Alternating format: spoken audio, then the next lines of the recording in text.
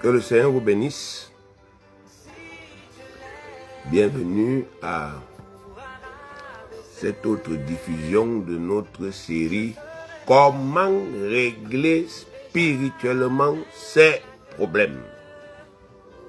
Comment régler spirituellement ses problèmes. Alors, pour ceux, n'est-ce pas, effectivement, qui prennent le train en marche, sachez que nous avons initié cette série pour... nous avons initié cette série pour permettre à tous ceux qui veulent régler spirituellement leurs problèmes de connaître, n'est-ce pas, la démarche, comment. Vous savez, il y a un grand homme de Dieu qui a dit: le vrai christianisme, c'est l'école du comment. Le vrai christianisme, c'est l'école du comment. Donc, dans le vrai christianisme, on ne vous dit pas il faut prier. Dans le vrai christianisme, on vous apprend comment prier. Vous savez, quand le Seigneur Jésus était sur la terre, il apprenait à ses disciples comment prier. Dans le vrai christianisme, on ne dit pas aux gens croyez, mais on leur montre comment il faut croire. Comment il faut croire. Et ça permet que les gens sont formés. Donc, on apprend aux gens comment régler leurs problèmes spirituellement. Puisque le spirituel, les moyens spirituels sont efficaces. Le Saint-Esprit est efficace. Bien-aimés, nous ne pourrons jamais, tant que Dieu va nous accorder un souffle de vie, nous n'allons jamais accepter de laisser que le mensonge qu'il y a dans ce monde-ci puisse triompher. Nous ne pouvons pas accepter que les gens qui nous critiquent, eux, ils croient aux choses spirituelles, ils croient à leurs choses spirituelles. Donc, ils croient en leurs marabouts, ils croient en leurs ancêtres, ils croient en leurs fétiches. Tout ça, c'est le spirituel. Ils croient en leur secte. C'est le spirituel. Mais ils nous renient le droit de croire au Saint-Esprit de Dieu. Nous ne pouvons pas accepter. Nous ne pouvons pas accepter. Surtout que, à notre modeste niveau, nous avons déjà vu des effets. On a vu des effets. On a vu comment des problèmes se règlent grâce au Saint-Esprit. Alors on ne peut donc pas accepter que quelque chose dont nous sommes les témoins puisse être banalisé, méprisé, diabolisé, ridiculisé. On ne peut pas. Je ne peux pas accepter qu'on me dise non, vous êtes des vendeurs d'illusions. Je ne l'accepte pas. Parce que ce n'est pas vrai. Je ne peux pas accepter que sous prétexte que les gens sont des scientifiques, ce qui n'est pas un péché, qu'ils me disent que on ne peut pas guérir d'une maladie de façon surnaturelle, qu'on ne peut pas guérir par la prière. Je ne peux pas accepter ça, puisque effectivement, j'en ai des preuves. Moi, je n'ai jamais imaginé, pensé un jour que je serais un homme de Dieu. Dieu sait pourquoi il a jeté son dévolu sur moi. Et Dieu sait pourquoi il m'a fait voir un certain nombre de choses. Alors quand je prêche ce que j'ai vu. Je prêche ce que je connais à mon petit niveau. Et j'essaie de communiquer cette foi aux gens. On ne peut pas nous faire croire qu'il n'y a plus d'espoir lorsque la science est dépassée. On ne peut pas nous dire, si vous êtes malade et que la science ne peut rien, c'est terminé. Apprêtez-vous à mourir. On ne peut pas nous dire ça. Comme si Dieu n'existait pas. Si Dieu existe, ça veut dire qu'il y a de l'espoir. Je voudrais saluer François. Bonjour. Que le Seigneur te bénisse. Alors, je disais que si on nous dit que quand les moyens humains sont dépassés, nous sommes finis. On n'a plus d'espoir. Mais, bien aimé, c'est terminé. C'est fini. Le monde si bien aimé est limité. L'homme est limité. Ça, ce n'est un secret pour personne. Même les plus grands scientifiques savent qu'ils sont limités. Les plus grands philosophes savent qu'ils sont limités. Les plus grands intellectuels savent qu'ils sont limités. Mais nous, on aspire à la sécurité. On aspire au bien-être. Mais si, n'est-ce pas, effectivement, on ne peut pas disposer d'un moyen alternatif en dehors de la science ou des moyens humains, mais c'est terminé. Puisque dans ce monde-ci, il y a des esprits diaboliques. Vous n'allez pas le nier. Ils sont réels. Ils existent. Alors, si on n'a rien face aux esprits diaboliques, mais vous voulez que, bien aimé, qu'on aille même faire quoi à l'église? Vous voulez qu'on prie pourquoi? Si nous faisons ce que nous faisons, c'est parce que Dieu nous a donné un moyen alternatif. Jésus-Christ est venu nous parler de puissance. Luc 10, 19, Luc chapitre 10, verset 19, il dit, voici, je vous ai donné le pouvoir de marcher sur les serpents et les scorpions et sur toute la puissance de l'ennemi et rien ne pourra vous nuire. Ça, c'est Jésus-Christ qui vient nous parler. Et aujourd'hui, il y a des gens qui veulent biaiser l'évangile. Non, si Jésus faisait les miracles avant, c'est parce qu'il n'y avait pas encore l'hôpital central de Yaoundé. C'est pourquoi il n'y avait pas l'hôpital de référence. Bon, depuis qu'il y a l'hôpital de référence, les gens ne meurent pas là-bas. Depuis qu'il y a, n'est-ce pas, effectivement, je ne sais pas quoi, les gens ne meurent pas toujours. N'est-ce pas, il y a les gens qui sont dans ces hôpitaux-là, et n'est-ce pas, effectivement, les choses ne changent pas dans leur vie, alors qu'ils font tout. Je ne suis pas en train d'insulter l'hôpital, je suis en train de dire simplement que il faut prendre conscience que les moyens humains sont limités. Jésus est venu nous parler de puissance. Jésus est venu nous parler de puissance spirituelle. Nous sommes dans un monde où les gens vont dans les sectes parce qu'ils veulent la puissance. En l'est du Cameroun ici, on a des gens qui voyagent. Ils s'en vont dans les villages sordides pour aller rencontrer les pygmées. Ils cherchent quoi là-bas? Ils cherchent la puissance spirituelle. Alors, ces gens qui d'un côté croient en leurs esprits, c'est les mêmes qui nous disent que nous ne devons pas croire au Saint-Esprit. Bien-aimés, n'acceptez pas que les gens puissent vous lobotomiser. N'acceptez pas que les gens puissent, n'est-ce pas, détruire votre foi. Parce que, bien-aimés, si vous passez à côté, vous aurez des regrets. Lorsque vous lisez encore Éphésiens, prenez Éphésiens chapitre 3, l'épître de Paul aux Éphésiens. Prenons le chapitre 3, lisons au verset 20. Il est écrit, « Or, à celui qui peut faire, par la puissance qui agit en nous, infiniment au-delà de tout ce que nous demandons ou pensons, à lui soit la gloire dans l'Église et en Jésus-Christ, dans toutes les générations au siècle des siècles. Amen. » Il est écrit ici que Dieu peut faire. Par quel moyen? La puissance qui agit en nous. Donc en nous là, nous les nés de nouveau, il y a quelque chose, il y a quelqu'un. Vous encore lire 1 Jean 4,4. Vous petits enfants, vous êtes de Dieu et vous les avez vaincus parce que celui qui est en vous est plus grand que celui qui est dans le monde.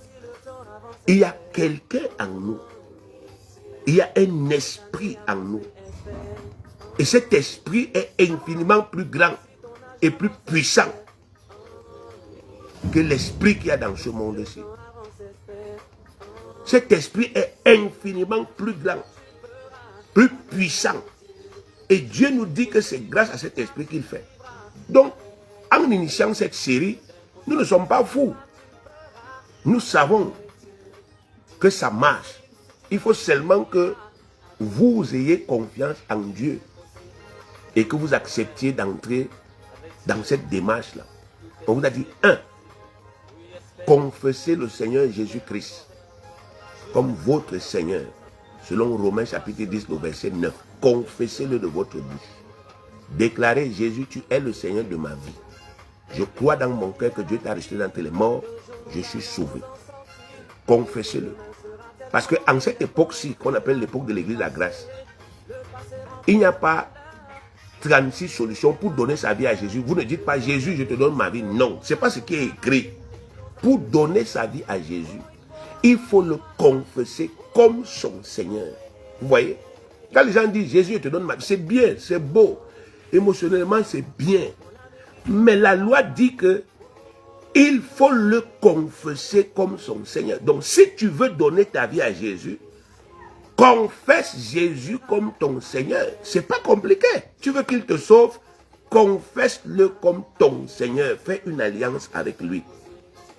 Fais une alliance. Il va s'impliquer dans ta vie. Tu vas recevoir cet esprit-là. Et tu vas naître de nouveau. Et à partir de ce moment-là, la grâce de Dieu dans laquelle tu seras intégré, ça va changer la donne. Avant que Jésus n'entre, tu pars des favoris. Mais quand Jésus entre, tu deviens favori. Parce que Jésus vient non seulement avec la grâce, mais aussi avec la puissance. Pour que ce qui t'a tapé hier, tu puisses battre ça et renverser, n'est-ce pas, effectivement, la tendance. C'est pour cela qu'il faut toujours commencer par confesser Jésus, par faire alliance. Regardez l'Ancien Testament. Dieu marchait avec qui sans alliance? Il dit, je fais alliance avec toi. Tu veux ma puissance? Voici mon alliance. C'est la même chose aujourd'hui. Sauf que c'est avec Jésus-Christ. Quand Jésus-Christ fait la scène, qu'est-ce qu'il dit? En parlant de la coupe. Il dit, ceci est la coupe de mon sang. Le sang de la nouvelle alliance. Le sang de la nouvelle alliance qui sera versé pour vous et pour la multitude en rémission des péchés. Vous ferez cela en mémoire de moi. Il parle d'une nouvelle alliance. Une alliance, c'est un accord. Mais vous pouvez partir à l'église toute votre vie, mais vous n'avez aucun deal avec Jésus. Pourquoi vous voulez que quand vous utilisez son nom, qu'il réagisse? Est-ce qu'il vous reconnaît comme ayant fait alliance avec lui? Est-ce qu'il vous reconnaît comme ses sujets? Mais vous dites qu'il est roi. Il est roi, mais est-ce qu'il est votre roi? Est-ce que vous faites partie de son royaume? Est-ce que vous avez accepté de prendre, n'est-ce pas, effectivement, la citoyenneté de son royaume? Est-ce que vous l'avez accepté comme votre Seigneur, c'est-à-dire votre roi, votre maître? Oui, c'est par là que ça commence. Et beaucoup de gens aujourd'hui sont souvent étonnés qu'ils prient, ils crient, ils prient, ils crient, mais il n'y a pas, bien aimé, de solution. Ils ne déploient pas cette puissance parce qu'ils n'ont pas commencé par le commencement qui est de confesser Jésus pour faire alliance avec lui. Donc vous commencez par là. 2, vous confessez vos péchés. Parce que la Bible dit que l'oreille de Dieu n'est pas dure pour entendre, ni sa main courte pour sauver. Mais ce sont nos péchés qui mettent une séparation entre Dieu et nous. Ce sont nos crimes qui l'empêchent de nous écouter. Donc les péchés agissent comme une barrière. Les péchés nourrissent la puissance des démons. Les démons ne sont rien sans le péché. C'est pourquoi ils insistent tous les jours pour que les gens fassent des péchés. Bien aimé, vous pouvez vivre dans le péché pendant 150 ans et rien ne vous arrive.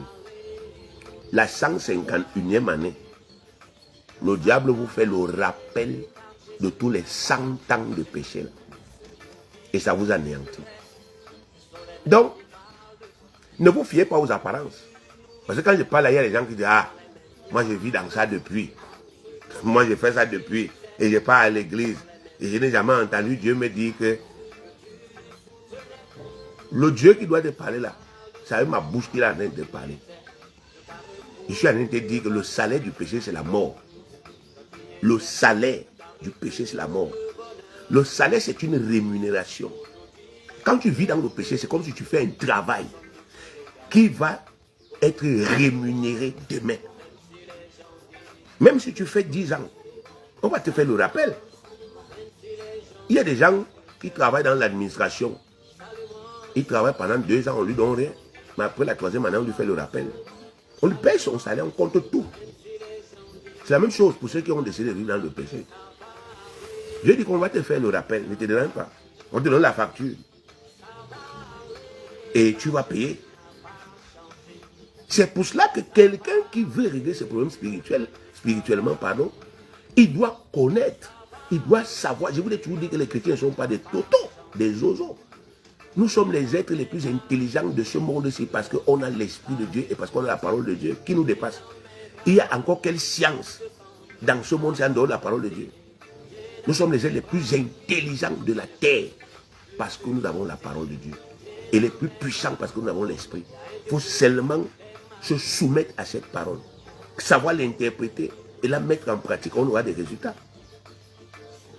Donc il faut confesser ses péchés. Actes des Apôtres chapitre 19. Actes des Apôtres chapitre 19. Nous sommes ici dans l'église, le corps de Christ, c'est-à-dire nous là, la première église, les pratiques de la première église. Actes des Apôtres chapitre 19, versets 18 à 20. Plusieurs de ceux qui avaient cru, notez bien, plusieurs de ceux qui avaient déjà cru en Jésus-Christ venaient confesser et déclarer ce qu'ils avaient fait.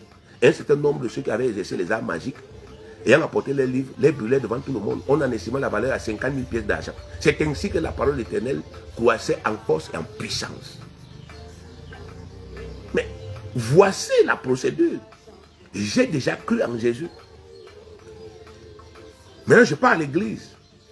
L'église m'enseigne les choses spirituelles. Je comprends que le pouvoir d'un esprit diabolique, d'un démon, ne repose que sur le péché.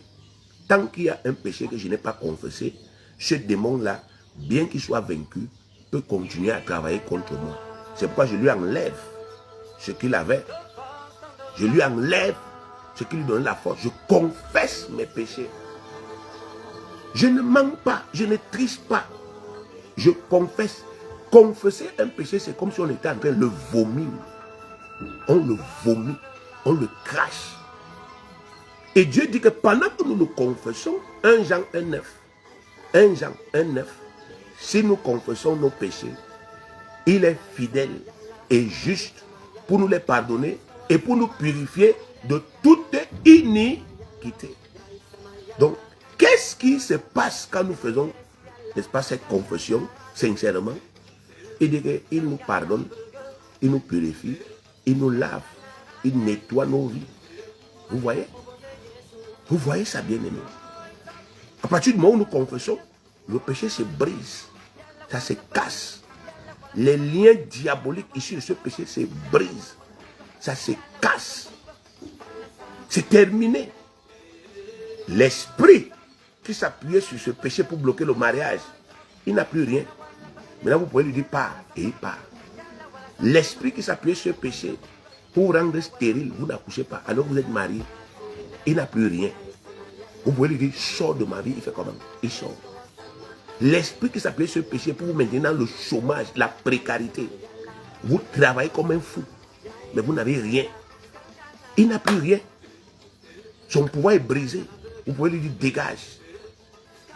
La Bible dit que les premiers chrétiens ont expérimenté ça. les gens étaient guéris, quelle que soit la maladie, avec une grande aisance. Mais le problème aujourd'hui dans l'église, c'est qu'on rencontre une telle duplicité. Quelqu'un vient te voir, tu es un homme de Dieu, il vient te dire, prie pour moi.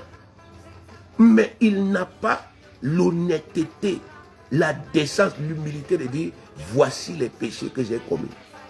Et nous, on s'échine, on prie, on prie. Parfois, quand tu pries pour quelqu'un, tu finis de prier là, il part de faire la même chose. Après, il te dit que non, on a prié pour moi, ça n'a pas donné.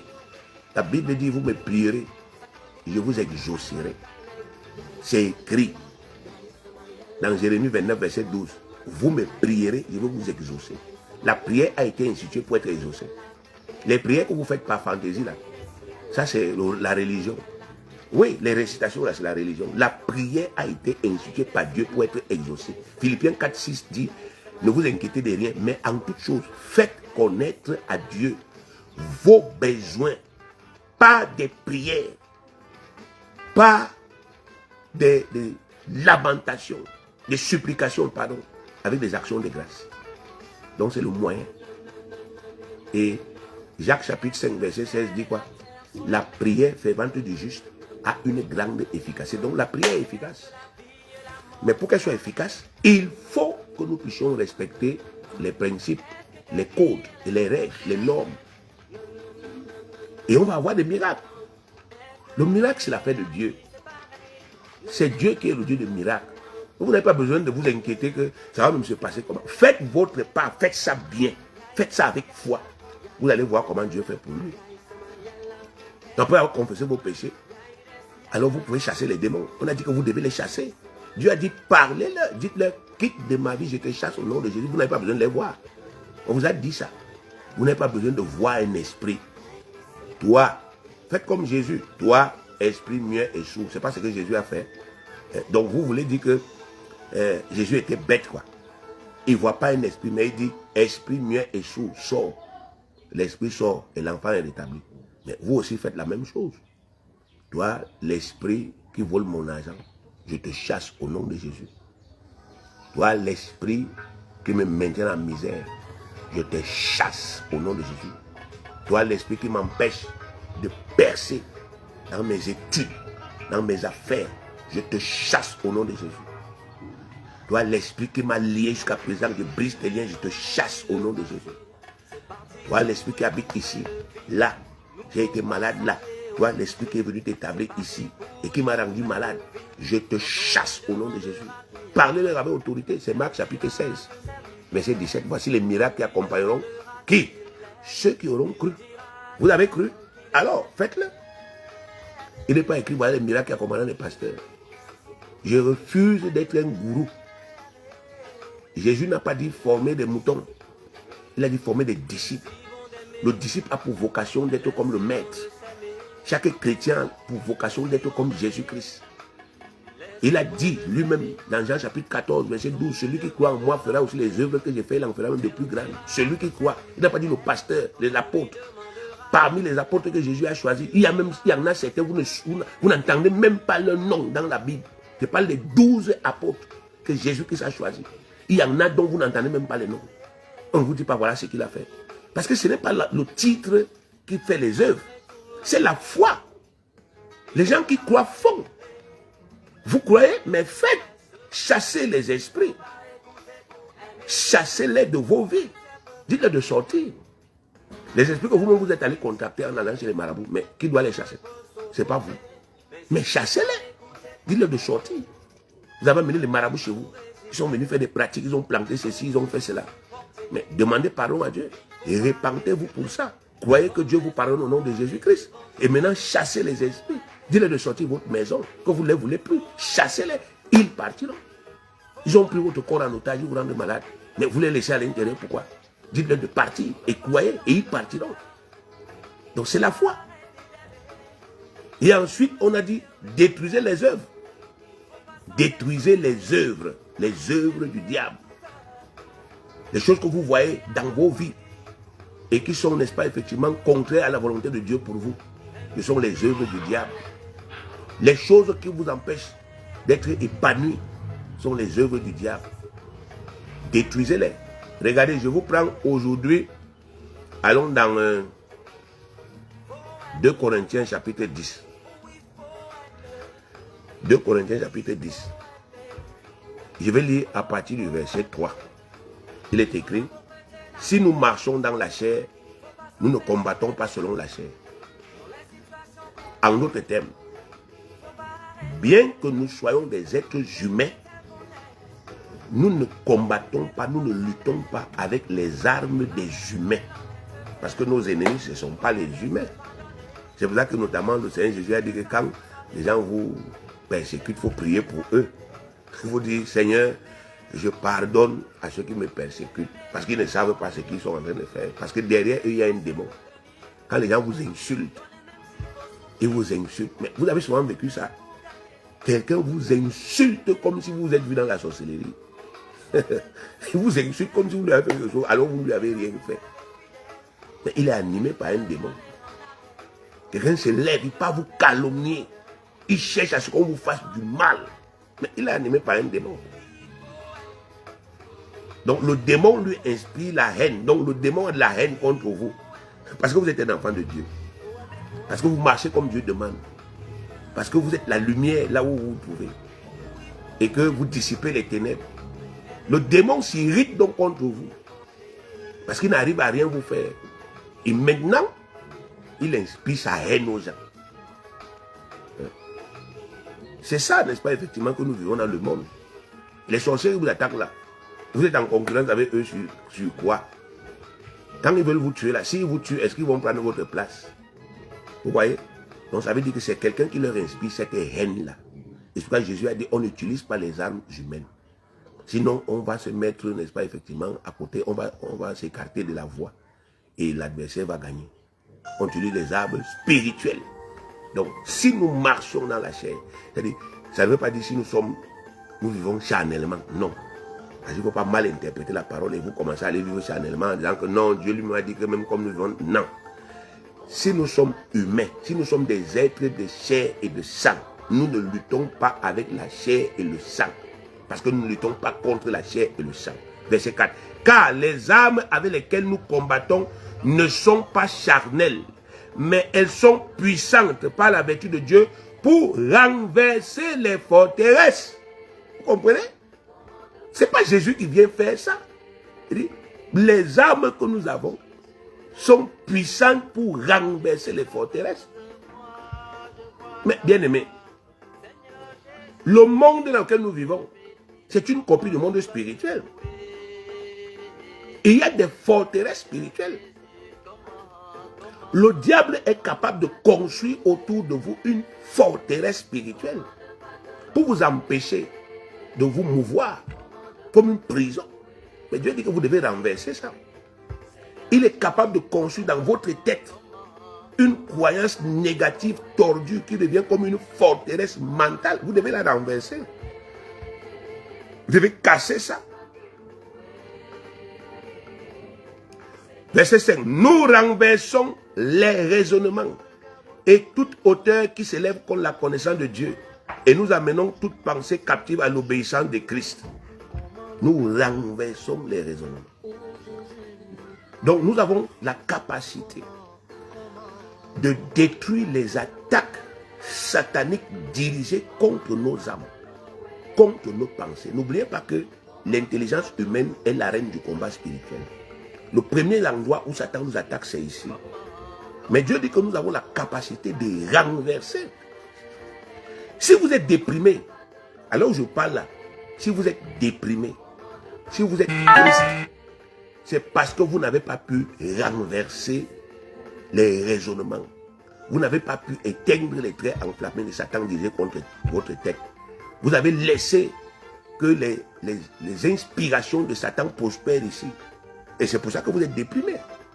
Sinon, vous expliquez, vous êtes déprimé, pourquoi? Est-ce que Jésus est encore mort? Il est vivant. Comment vous pouvez avoir un sauveur qui est vivant et qui règne, mais vous êtes déprimé?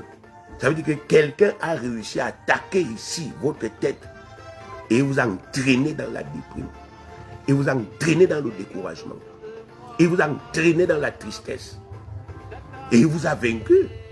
Puisqu'il n'y a plus de motivation en vous. Il vous a tué là. Vous êtes debout, vous allez à l'église, et ainsi de suite. Mais là-dedans, vous êtes mort. Vous voyez, bien aimé. Mais la parole de Dieu dit ici que nous avons, Jean nous dit que nous avons le pouvoir de renverser les forteresses, de casser tout ce que le diable construit pour nous emprisonner à l'intérieur, que ce soit sur le plan spirituel, que ce soit sur le plan psychique, mental, intellectuel. Nous avons le pouvoir de casser tout ça. Les idées. Non, ça ne peut plus changer. L'idée là vient d'où? Quand on a un Dieu qui dit que c'est moi qui change les temps et les circonstances. Mais l'idée là vient d'où, bien aimé? Ne négligez plus votre tête. Proverbe 4, 23. Garde ton cœur plus que toute autre chose, car de lui viennent les sources de la vie. Toutes les souffrances qu'on vit, ça affecte notre psychique. Vous souffrez pendant 5 ans, 6 ans, 7 ans, 8 ans, 9 ans, 10 ans. Mais pendant tout ce temps, Satan est en train de vous construire une croyance négative. Il est en train de bâtir une forteresse ici, dans votre tête. Il est en train de vous mettre en prison, mais dans votre propre tête. Ta vie ne peut plus changer. Tu as 10 ans d'échec. Tu n'as pas fait qu'une prière. Le pasteur là te raconte même quoi. Tu n'as pas prié quoi. Ça ne peut plus changer à l'aise. Et c'est terminé. Dès que vous perdez la foi, c'est fini. Vous ne pouvez plus. Et il vient d'avoir une victoire. Alors que vous êtes né de nouveau. Vous avez le Saint-Esprit. Mais vous n'avez pas compris que il ne faut jamais laisser les œuvres du diable prospérer. Surtout dans nos têtes. Il ne faut jamais laisser les semences de Satan prospérer dans nos têtes. Ne les laissez pas prospérer de quelque manière que ce soit. Vous êtes atteint d'une maladie. Vous partez à l'hôpital. On vous dit, c'est un cancer. Vous laissez ça prospérer. Vous laissez l'idée là, que le médecin, le diagnostic du médecin là, vous laissez ça prospérer. C'est un cancer. Ça va évoluer. Il y a un moment, ça va atteindre tel niveau. Et ça va détruire comme ça, ça va détruire comme ça. Vous laissez cette idée évoluer. Bien aimé, vous allez vivre ça. Moi, je me souviens d'un témoignage. C'était mon épouse. Lorsque elle est tombée enceinte pour la première fois, elle est allée à l'hôpital pour les visites prénatales. Et le médecin, vous appelez ça gynécologue, lui a dit, madame, vous ne pouvez pas accoucher normalement. Vous allez accoucher par césarienne. Vous ne pourrez jamais. Elle a dit, c'est catégorique. Je viens de faire des examens. Et vous ne pouvez pas accoucher par la voie basse. Ce n'est pas possible. Et ma femme lui a dit, je révoque ce que vous dites là au nom de Jésus-Christ. Devinez ce qui s'est passé. Elle a accouché par voie basse. À 6 reprises. Il aurait suffi qu'elle accepte l'idée là, dans sa tête, pour que, bien aimée, elle ne fasse qu'accoucher par césarienne. Mais elle a eu le courage. Parce qu'elle n'avait rien contre le médecin. Le médecin a fait son travail. Il a fait une observation. Mais comme je vous l'ai dit, nous ne sommes pas des gens simples, nous sommes des gens spirituels. Donc, Dieu a dit que c'est lui qui fait naître, ce n'est pas le médecin. C'est lui, Dieu, qui fait naître. Donc, ça suppose que si le médecin a des défaillances, Dieu peut suppléer à ça. Et c'est ce qu'elle a fait. Elle a dit, oui, c'est bon, le diagnostic que vous dites là, c'est bon. Mais moi, je révoque ça. Elle a dit, je brise ça. J'annule ça dans ma vie. Vous voyez? Et ça s'est annulé. On n'a jamais, n'est-ce pas, effectivement, fait des césariennes. Et je vais vous dire, pour ce premier accouchement-là, on est allé à l'hôpital à 2 h du matin. Et à 4 h, l'enfant était né. Et on est rentré à la maison. Je me souviens pour le 3e accouchement. Ma femme est allée à l'hôpital. Elle a fait le premier jour. Elle n'a pas pu accoucher. On dit qu'elle est à 6 doigts. Après, elle rentre à 3 doigts. Le 2e jour, elle est à 6 doigts. Elle rentre à 3 doigts. J'ai compris. La Bible dit que si une chose arrive 2 fois, c'est un arrêt. J'ai compris que on avait prononcé un arrêt sur le plan spirituel contre cet accouchement. Tu vas laisser à la maison, oh Seigneur, je pleure, je suis allé à l'hôpital. Et j'ai trouvé que on avait déjà apprêté, n'est-ce pas, effectivement, l'ordonnance pour faire la césarienne. Je suis entré là-bas, je lui ai dit, tu veux qu'on t'opère? Elle dit non. Allez, renouvelle-moi ton intelligence. Confesse ceci, confesse, confesse, confesse. J'ai prié au nom de Jésus-Christ. Le Seigneur a montré la révélation. Le cordon était enroulé autour du cou. Le Seigneur a détaché. Et le Seigneur dit, l'enfant en train de sortir. Je vous dis, 5 minutes plus tard, l'enfant est sorti. La femme qui était là, l'infirmière là, elle a dit, homme de Dieu, dédicace-moi l'enfant à Dieu ici. Il ne sort pas sans que tu le dédicaces au Seigneur à l'hôpital. C'est parce que c'est un miracle. Voilà le Seigneur, bien-aimé. Parce qu'on ose, parce qu'on croit un peu et on pratique. On croit aux moyens qu'il nous a donnés. Dieu nous a donné des moyens. Le moyen, c'est l'esprit. Mais il marche avec la foi. Je détruis les œuvres du diable dans ma vie. Je ne regarde pas les œuvres du diable et je pleure. Je prie. Ça prend le temps que ça prend, mais je prie pour détruire. Parce que Jésus est apparu afin de détruire les œuvres du diable. Je marche à la suite du maître. Je ne regarde pas un truc chez moi qui n'est pas en accord avec la norme voulue par Dieu et je la tolère. Je tolère cette chose, pardon. Jamais. Je prie contre ça. Je détruis ça spirituellement. Je prie avec autorité. Je détruis les œuvres du diable dans ma vie au nom de Jésus. Je détruis les œuvres des sorciers dans ma vie au nom de Jésus. Vous dormez la nuit. Quelqu'un vient, n'est-ce pas, effectivement, vous faire manger. Mais vous savez que vous mangez quoi? Et après vous vous réveillez le matin, vous pleurez. Vous devez prier. Je détruis ce que j'ai mangé là. Le poison là, je détruis. Il est écrit que même si je bois quelques breuvages mortels, il ne me fera point de mal. Je détruis ça dans mon corps au nom de Jésus-Christ. Et ça sera détruit. Ça vous fera point de mal. Vous dormez la nuit, les gens viennent coucher avec vous. Et vous tolérez. Vous savez qu'ils déposent quoi en vous? Vous devez prier pour détruire ça. Vous devez détruire les connexions qui existent entre vous et eux. Afin qu'ils ne viennent plus dans vos rêves la nuit. Pour venir, n'est-ce pas, vous envoûter. Pour venir vous empoisonner. Pour venir vous voler. Voilà, bien aimé, en quoi consiste ce travail. Détruire les œuvres du diable. Ça veut dire les identifier et prier avec autorité pour les anéantir. Et chasser les esprits qui sont derrière ça. Et chasser les sorciers qui sont derrière ça. Chasser les magiciens qui sont derrière ça. Quand vous allez commencer à faire ça dans votre vie, vous allez voir beaucoup de changements. Que le Seigneur vous donne la foi, qui vous donne, n'est-ce pas, effectivement la force de le faire. Et la sagesse et l'intelligence. N'hésitez pas à partager. Ce n'est pas pour vous seul, c'est aussi pour vos familles, c'est pour vos amis. Partagez les vidéos et mettez cela en pratique et que le Seigneur vous bénisse.